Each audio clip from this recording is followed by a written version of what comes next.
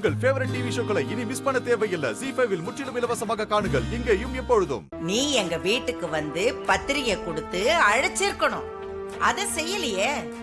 என்ன நீ பெரிய மனுஷியா இல்லையே, சின்ன புத்தியோட நடந்துகிட்ட. ஆனா என் பேத்தி ரேவதி பெரிய மனசு படைச்சவ. அவ நேர்ல வந்து பத்திரிகை கொடுத்து அவசியம் நீங்க இந்த கல்யாணத்துக்கு வரணும் பாட்டின்னு சொன்னா. அவ பேச்சுக்கு மதிப்பு கொடுத்து நான் இந்த கல்யாணத்துக்கு வந்திருக்கேன். என்ன நான் பெரிய மனுஷன் இல்ல? இந்த வயசுலயும் சரிக்கு சரியா இப்படி பேசிக்கிட்டு நிக்கிறிய நீ? சண்டை போடணும்னே காத்துக்கிட்டு இருந்தியா? ஆமா, சரியா சொல்றியே.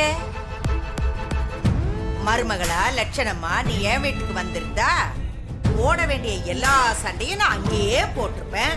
நீதான் வரலையே.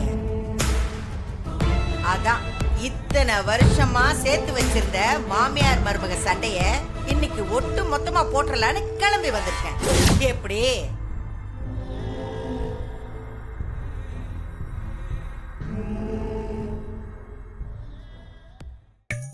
சபாஸ், சரியான போட்டி. மாமியார் மருமக சண்டை சூடு பிடிச்சிருக்கு. மாமா, எனக்கு ஒரு டவுட். என்ன மாப்ள? இப்படி ஒரு பவர்ஃபுல்லான லேடிக்கு புள்ளையா பிறந்துட்டு இப்படிதான் மாமா ஒரு புள்ள பூச்சி எவ்வளவு காலம் இருந்திருக்கீங்க?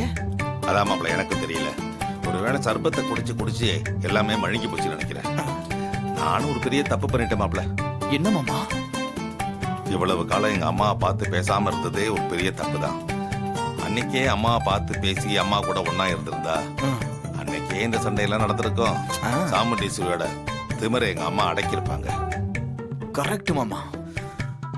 10 வருஷத்துக்கு முன்னாடி இதெல்லாம் ஸ்டார்ட் ஆயிருந்தா பாட்டி இன்னும் எங்க இருந்திருப்பாங்க? அப்ப ஃபைட் வாய் பேச்சா இல்லாம அடிதடிலாம் நடந்திருக்கும். செம்ம என்டர்டைன்மெண்டா இருந்திருக்கும். மிஸ் ஆயிடுச்சே மாமா. ZEE5 ஆப்பை டவுன்லோட் செய்து அனைத்து எபிசோடுகளையும் இலவசமாக பாருங்க.